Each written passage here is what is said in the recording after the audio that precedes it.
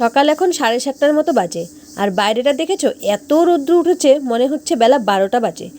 কয়েকদিন যাবৎ এত গরম পড়ছে, গরমে একদম নাজেহাল অবস্থা সবার।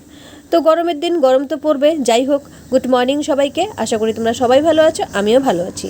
তো সকালে যা কাজকর্ম সব কমপ্লিট করে 1 কাপ চা করে নিলাম নিজের জন্য, আর তোমাদের দাদা ভাই এদিকে দই মুড়ি খাচ্ছে, ছেলেও দই মুড়ি খাবে, আর আমি একটু শশা মুড়ি খাবো। এটাই আজকে সকালের ব্রেকফাস্ট।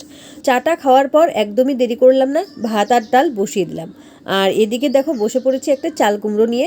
চাল কুমড়োটা কেটে নেব, ডালের বড়ি দিয়ে চাল কুমড়ো করব, আর 2টো আলু গোল গোল করে ভেজে নেব ছেলের জন্যে। শ্বশুরবাড়িতে এসে দেখেছিলাম চাল কুমড়োর এই খোসাটাকে বেশ সুন্দর বাটা করে খেতে, যেটা আমি বাপের বাড়ি কোনোদিনও খাইনি, শ্বশুরবাড়িতে এসেই খেয়েছিলাম। আর বেশ কিন্তু ভালোই লাগতো খেতে। তো যাই হোক, এখন আর সেটা খাওয়া হয়ে ওঠে না, সময়ের অভাবে হয়তো।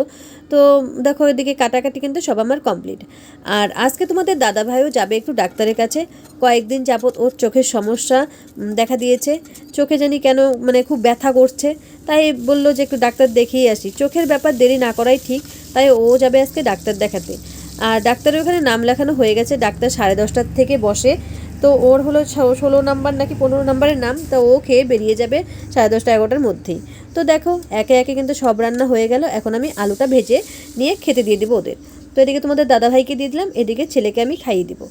ছেলেকে খাইয়ে ওকে আমি স্কুলে নিয়ে যাব, ওর 10:30টার মধ্যে মানে স্কুলে ঢুকতে হবে, তাই একটু তাড়াহুড়া করছি।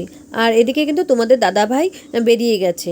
তো আমি একটু এখন রেডি হয়ে নিলাম, আর সকালে স্নান করেছিলাম, চুলগুলো একদম ভিজা, তো অমনি একটু বেঁধে নিলাম, আর একটু সানস্ক্রিন লাগিয়ে নিচ্ছি।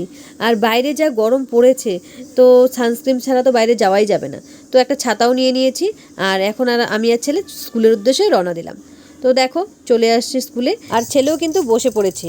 আর এখন আমি চলে যাব বাইরে, ভিতরে তো আর গার্জেনদের অ্যালাউ নেই। তো একদম ছেলেকে নিয়ে চলে আসলাম বাড়ি। এখন কিন্তু সময় প্রায় 2টো। তো হাত পা ধুয়ে ভাবলাম একটু লেবু শরবত করে খাবো। তো ঘরে অনেকটাই দই ছিল, তো ভাবলাম লেবু শরবত বাদ দিয়ে ভাবলাম লস্যি করে নেওয়া যাক। তো দই খানিকটা মিক্সিতে দিয়ে দিলাম একটু চিনি, একটু নুন, আর দিয়ে দিলাম একটু লেবু। তো এখন 2টো পাক দিয়ে নিলেই কিন্তু একদম হয়ে গেল আমাদের লস্যি রেডি। তো 2টো গ্লাসে কিন্তু এখন আমি ঢেলে নেব, একটা ছেলের জন্যে আর আমার জন্যে। আর তোমাদের দাদাভাইকে ফোন করেছিলাম, ও বললো আরও 15 মিনিটের মতো লাগবে। তো ওরটা আমি ফ্রিজে রেখে দিব, ও আসলে খেয়ে নেবে। আর দিয়ে দিলাম 2 টুকরো বরফ 2টো লস্যিতে। তো মা ছেলে মিলে এখন দেখো গরমের মধ্যে ঠান্ডা ঠান্ডা লস্যি খাচ্ছি, আর বেশ কিন্তু ভালো লাগছে খেতে। এদিকে দেখো তোমাদের দাদাভাইও চলে আসছে। তো আমি বললাম ডাক্তার কি বললো নাকি খুব তাড়াতাড়ি কমে যাবে, আর একটা ড্রপ দিয়েছে, আর দিয়েছে চশমা। তো এখন হাত পা ধুতে যাবে, আর আমি একটু প্রেসক্রিপশনটা দেখছি যে কোন ডাক্তার দেখালো। তো ধীমান কুমার বালা, এটা নাকি তুফানগঞ্জ হসপিটালের ডাক্তার। আগে ছিল তসলিমা, এখন উনি চলে যাওয়ার পর ইনি আসছে। তো দেখো ও হাত পা ধুয়ে আসছে একদম, তারপরে ওকে ঠান্ডা ঠান্ডা লস্যিটা দিয়ে দিলাম।